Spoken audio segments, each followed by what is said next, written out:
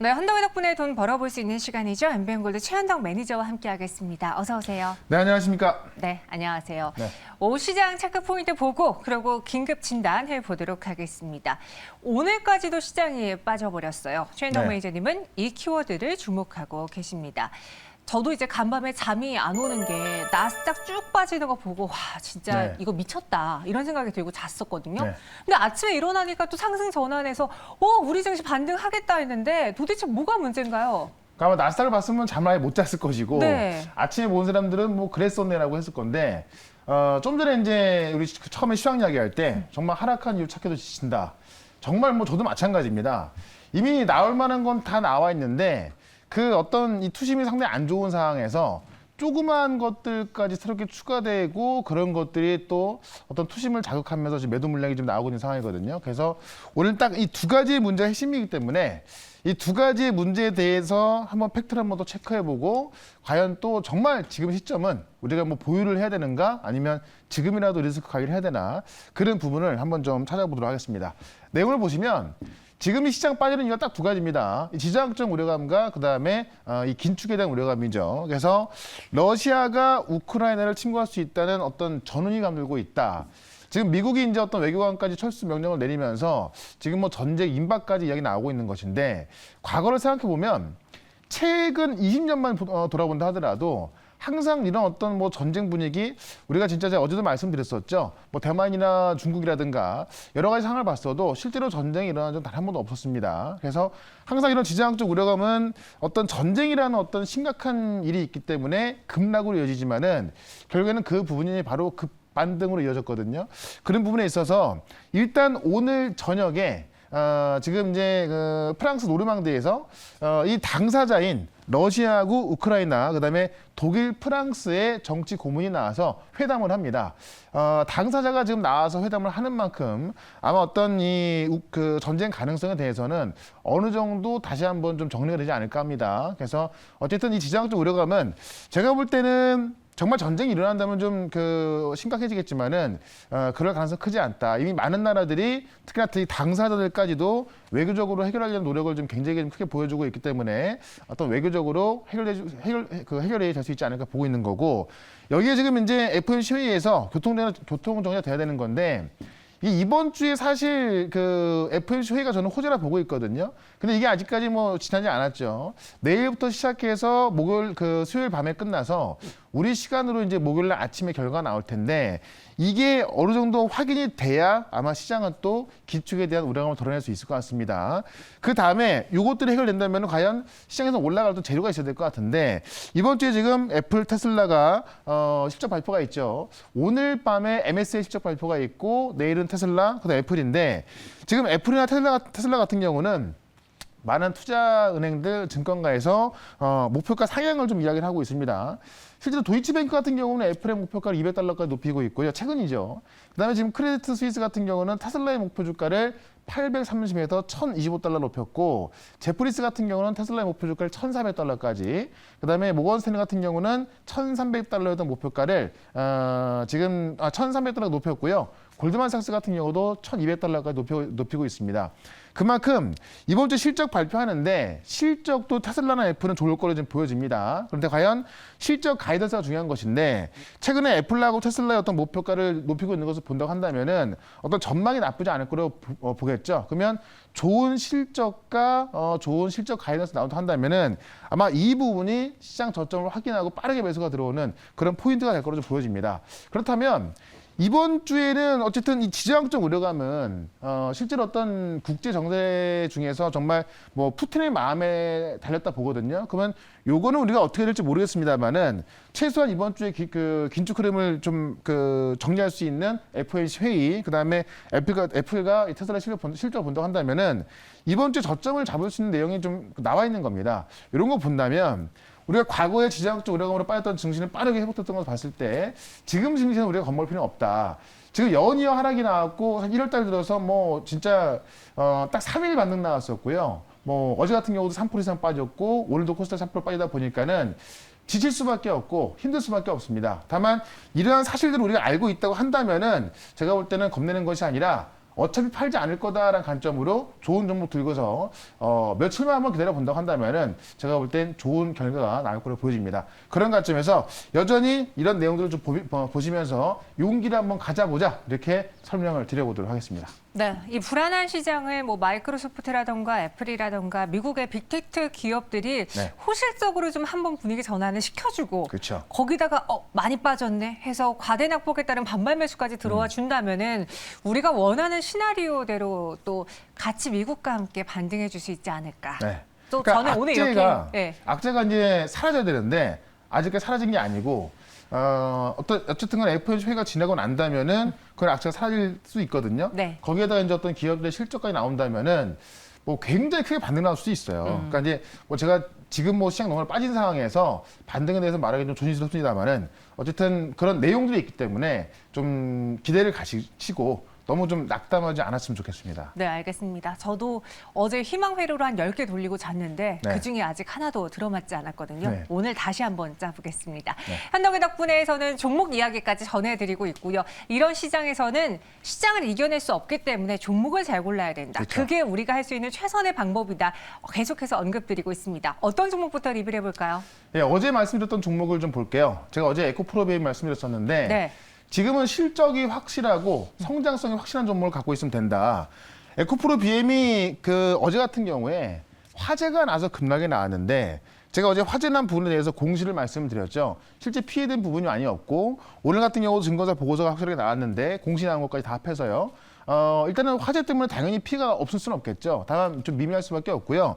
실제로 에코프로비엠이 올라가는 것은 지금 당장의 실적도 잘 나옵니다만 지금 이제 25년도에 캐파가 29만 톤이 되고요. 26년도에는 캐파가 48만 톤 되거든요. 지금은 4만 톤밖에 안 되는 거예요. 그러니까는 사실 26년도에 엄청나게 커진 캐파를 보고 가는 건데 화재로 인해서 지금 당장의 어떤 그 캐파가 생산이 좀 줄었다. 제가 보기엔 주가 전혀 상관이 없을 것 같습니다. 그런 관점에서 오늘 같은 경우도 어제 급락이 나왔었기 때문에 오늘 시장이 급락이 나옴에도 불구하고 계속해서 어떤 그 상승권 유지를 좀 해주고 있습니다. 결국 시장이 안정됐을 때 가장 빨리 올라갈 수 있는 종목들은 실적이 잘 나오면서 앞으로 성장성까지 좋은 종목들이기 때문에 에코프로비엠은 지금 추가적인 하락이 조금 나올지언정 결국에는 시장 좋았을 때 올라가는 게 가장 중요한 것 같거든요. 그런 점에서 계속 보유가 좀 말씀드리면서 목표가 50만 원 단기적으로 말씀을 좀 드려보도록 하겠고 그다음에 지금 네오이즈 홀딩스를 제가 계속 이야기를 드리고 있는데 오늘 같은 경우는 아침에 가장 또 세게 올라가던 게 네오이즈 홀딩스입니다. 자, 지금 보면은, 어쨌든 상승을 하고 있고요. 오전 등의 상승폭을 좀 줄였습니다만은, 자, 코스닥이 3%가 넘게 하락이 나왔는데, 아직까지도 지금 네오이즈 홀딩스 같은 경우는 플러스권을 유지해주고 있습니다. 이만큼 시장이 저점만 찍었다는 것을 확인했을 때 가장 먼저 올라갈 수 있는 게 저는 네오이즈 홀딩스, 그 다음에 컴투스 홀딩스, 위메이드 이렇게 보고 있습니다. 왜 그러냐면은, 시장 빠진 이유가 긴축이었고요. 긴축이 되면서 성장주가 다 빠진 겁니다. 다만 그런 악재가 사라지면서 다시 한번 성장주의 시간이 온다고 한다면은 이런 대표적인 종목들보다 먼저 올라서기 시작하는 겁니다. 그래서 지금 네오이즈 홀딩스, 컴투스 홀딩스 제가 다 말씀드렸던 종목이고 위메이드 마찬가지인데 계속해서 보유 전략 말씀 좀 드려보겠고 결국에는 지금 어떤 성장성을 확실히 보여주고 있는 종목들, 실적이 좋은 종목들, 이런 종목들은 시장이 안정만 되면 갈 수밖에 없고 지금 시장은 너무나 많이 빠진 상황이기 때문에 오늘도 과대 낙폭된 실적 좋은 종목을 또 두 종목 소개를 시켜드려 보도록 하겠습니다. 왜 내가 갖고 있는 게임주는 게임주 안에서 낙폭이 큰 종목인데 네. 네오이즈 홀딩스랑 뭐 컴투스 홀딩스를 보면은 네. 그렇게 또 많이 안 빠진 것 같고. 그게 왜 그러냐면 네. 제가 항상 강조를 많이 했는데 게임주를 사야 되는 것이 아니라 P2E 그러니까는 물론 게임이 재밌는 게 가장 중요합니다만은 지금 게임주가 지금 패러다임이 변하고 있는 것은 네. 돈을 벌 수 있는 게임을 하는 게 중요한 거거든요. 그러니까 네오이즈 홀딩스나 컴투스 홀딩스 같은 경우는 돈 버는 게임을 확실하게 준비를 하고 있는 거예요. 위메이드가 일본으로 달려간 것이고 지금 네오이즈 홀딩스, 컴투스 홀딩스가 가장 빠르게 준비하고 있거든요. 네. 그러니까는 어떤 게임이 재밌을 것이라고 생각해서 그런 게임을 사는 것이 아니라 지금 이 블록체인 게임을 준비하는, 그러니까 P2E 게임을 준비하는 그런 기업을 고르셔야 게임주 중에서도 가장 강력하게 올라갈 수 있다. 이렇게 좀 봐야 될 것 같아요. 알겠습니다. 네오이즈 홀딩스까지 이야기 들어봤고요. 그럼 이 안에서 또 수익을 낼 수 있는, 손실을 줄일 수 있는 그런 종목은 어떤 게 있을지 현덕이 덕분에 오늘 첫 번째 종목 키워드 열어보도록 하겠습니다. 네. 두 가지의 문제. 네, 이거 잘못 나온 것 같은데. 시장 키워드 같은데요. 네. 오늘 종목 키워드는요. 어떤 건가요? 구두로 말씀해 주시죠. 삼성전자가 움직인다. 삼성전자가 움직인다. 주가가 움직인다는 것이 아니라 삼성전자가 지금 이제 이 대규모 자금을 갖고 있거든요. 그래서 인수합병을 한다고 했는데 네. 그런 모습이 나와주고 있기 때문에 삼성전자가 이쪽에 어떤 인수합병이라든가 움직임이 나오고 있다고 한다면은 이쪽 섹터의 종목들이 성장성이 가파르게 증가할 수밖에 없습니다. 그래서 그런 관점에서 좀 보시면 될 것 같고요. 내용을 하나 좀 보도록 할게요. 삼성전자 인수합병도 인수합병이지만은 최근에 어떤 그 다른 모습 나오고 있는 것이 뭐냐면 로봇 산업에 대해서 삼성전자가 지금 빠르게 움직여주고 있고 이번에 로봇 브랜드 삼성 봇에 대해서 상표권을 이제 캐나다에서 등록을 했습니다.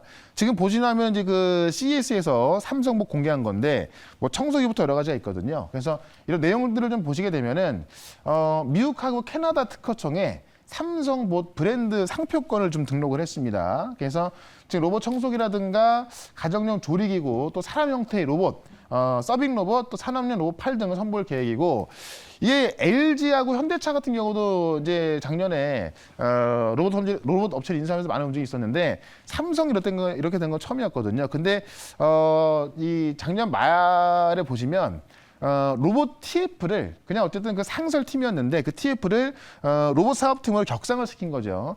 이때부터 삼성이 로봇 산업에 본격적으로 뛰어주는구나라고 지금 시장 보고 있는 거고 아마 4월쯤에 삼성의 어떤 그 실제 로봇이 좀 나올 거로 좀 보여집니다. 그래서 지금 삼성의 로봇 사업팀 같은 경우는 이 디바이스 경영본부 사내에서 미래의 가전의 한 형태인 로봇을 연구 중에 있고 이미 이제 CS 2022에서 삼성 핸드봇을 공개하면서 와인을 따른다라던가 아니면 이제 어떤 그 양념병을 건네주는 그런 로봇이 공개됐었거든요. 그래서 지금 삼성이 로봇 쪽으로 확실하게 움직여주고 있는데 최근에 이제 대규모 인수합병을 한다고 선언했고 아직 어디로 할지는 모릅니다. 많은 시장에서 예측이 나오고 있는 건데 이게 어떤 로봇 기업 하나를 인수하게 된다고 한다면은 로봇 관련주가 다 급등이 나올 것 같아요. 그래서 최근 1월달 보시면은 많은 로봇 테마 종목들이 급등이 나왔고 최근에 보시면 그런 성장주들이 다 빠져 있거든요. 그래서 그 중에 제일 먼저 올라갈 수 있는 대장주 하나를 오늘은 또 이 자리에서 말씀을 드려보도록 하겠습니다. 네, 바로 로봇 기업 인수합병 가능성이 있기 때문에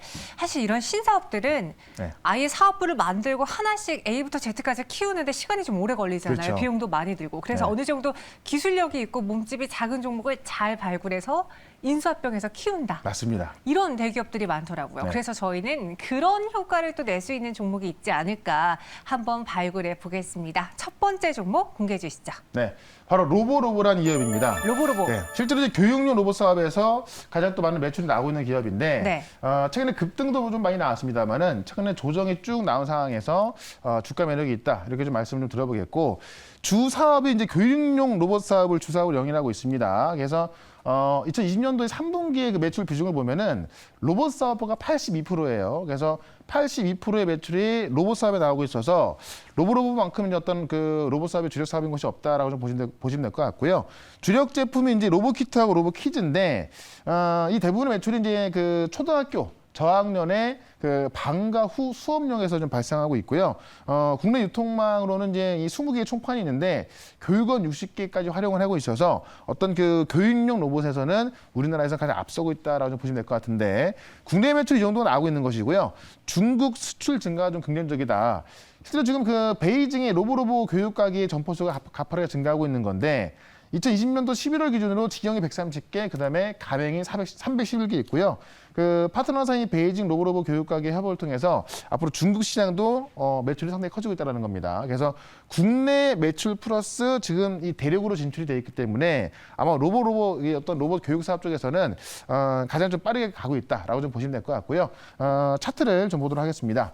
차트 보시면 최근에 로봇 관련주가 급등이 나오면서 같이 급등이 나왔었고 지금 보시면 10,000원까지 갔던 종목이 이제 6,000원대 와 있거든요. 고점 대비해서 한 40% 조정이 나와 있기 때문에 지금 정도의 가격이라고 한다면은 충분히 저점 매수 가능하다라고 말씀드리면서 일단은 목표가를 좀 8,000원까지 볼 텐데 로봇 관련 테마가 좀 세게 올라가기 시작한다고 한다면은 당연히 전고점까지 갈 수 있겠습니다만은 어쨌든 지금 테마인 자리이고 특히나 좀 많이 좀 올라간 부분이 있거든요. 그래서 일단은 단기적으로 좀 8,000원까지 좀 말씀 좀 드려보고 손절가는 요 저점 부근인 6,300원 말씀드릴 건데 사실 테마주이기 때문에 좀 급등락이 좀 많이 있습니다. 그래서 손절가만 좀 확실하게 좀 잡고서 어떤 단기적인 모습, 그다음에 성장주가 올라갈 때 가장 먼저 올라갈 수 있는 그런 포인트가 있기 때문에 로보로보 한번 대응을 해보도록 하겠습니다.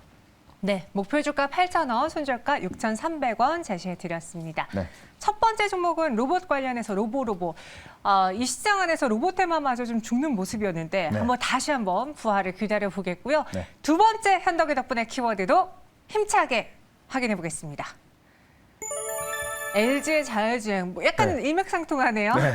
일단 LG의 자율주행인데 결국 이건 애플카를 말하는 거거든요. 네. 그러니까 오늘 같은 경우도 좀 장중에 보시면 애플카 관련 급등이 나왔었는데 그만큼 어쨌든 지금은 우리가 시장이 너무 안 좋다 보니까는 어떤 종목이라든가 섹터의 모멘텀이 잘 안 보이는데 결국에 어떤 이런 모멘텀이 확실한 종목들 우리가 준비를 하고 있고 이런 종목 갖고 있을 때 결국 시장이 안정되면은 이쪽의 종목들도 급등이 나오기 시작하거든요. 그런 점에서 준비를 좀 해야 될 것 같고요. 관련 내용을 좀 보도록 하겠습니다.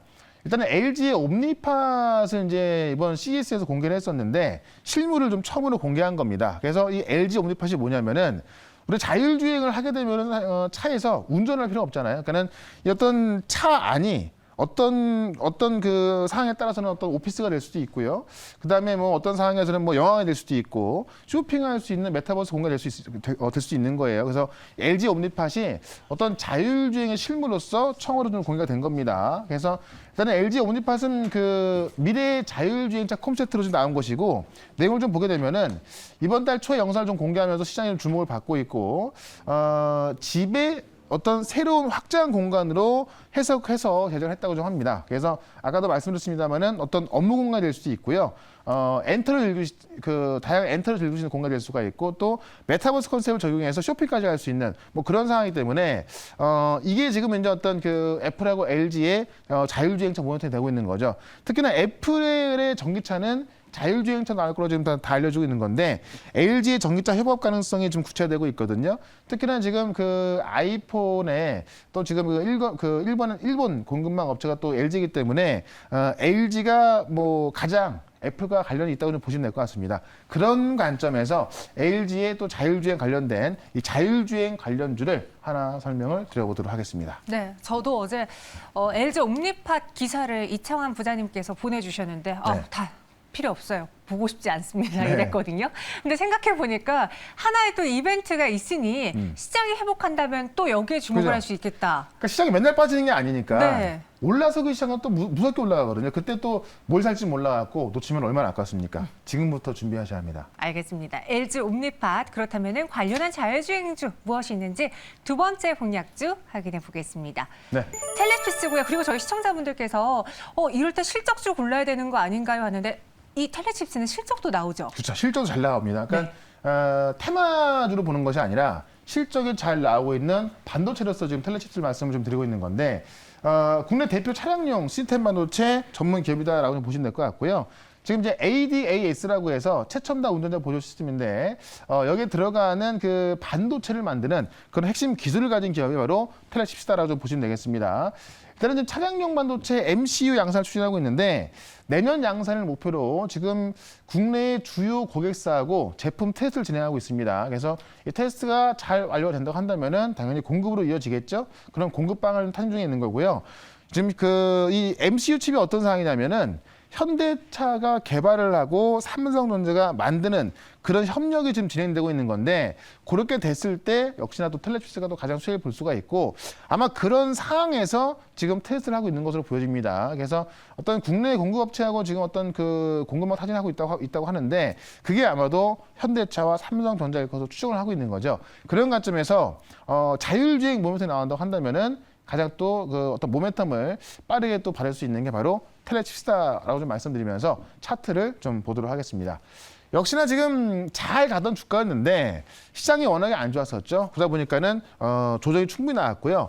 지금 최근에 고점이 23,000원대였는데 지금 19,000원대까지 빠지면서 거의 한 20% 이상 하락이 나온 겁니다. 그래서 이 상승폭의 절반 정도의 어떤 조정이 나왔기 때문에 지금 구간에서도 역시나 저점 매수 가능하다. 이렇게 좀 말씀드리면서 일단은 목표가를 저는 정고점 넘어가는 걸 봐서요. 24,000원까지 말씀을 좀 드려보도록 하고 손절가는 18,500원으로 대응을 해보도록 하겠습니다. 네, 텔레칩스였습니다. 목표 주가 24,000원, 손절가 18,500원. 지금 시장은 워낙 좀 취약해 있기 때문에 실적이 잘 나와도 이슈가 있어도 좀 안 가는 것들이 많은데 네. 다시 시장이 좀 기운을 내게 되면 이런 종목들이 먼저 올라가지 않을까요? 그래서 저희 두 번째로는 텔레칩스 체크해 봤습니다. 이외 시장에 대한 이야기 또 어디서 들어볼 수 있을까요? 네, 4시 20분에 엠비앵글도 홈페이지로 오시면은 또 시장 얘기를 말씀드릴 건데 시장이 이렇게 많이 빠지고 있는 만큼 정말 어떤 내가 왜 갖고 있어야 되나 네. 명목도 좀 중요할 것 같고 또 가장 중요한 거는 어떤 종목을 또 갖고 있어야 될까 이게 중요할 것 같은데 그런 부분도 다시 한 번 더 체크해 드릴 거고 새로 나와 있는 팩트나 말씀드릴 거니까 유튜브에서 최연덕으로 검색하시면 4시 20분부터 볼 수 있겠습니다. 네, 이렇게 힘들 때는 누군가 옆에 꼭 있어줘야 되잖아요. 그렇죠. 우리 최현옥 매니저님과 함께 시장 분석도 해보시기 바라겠습니다. 저희는 여기서 인사드릴게요. 고맙습니다. 네, 고맙습니다.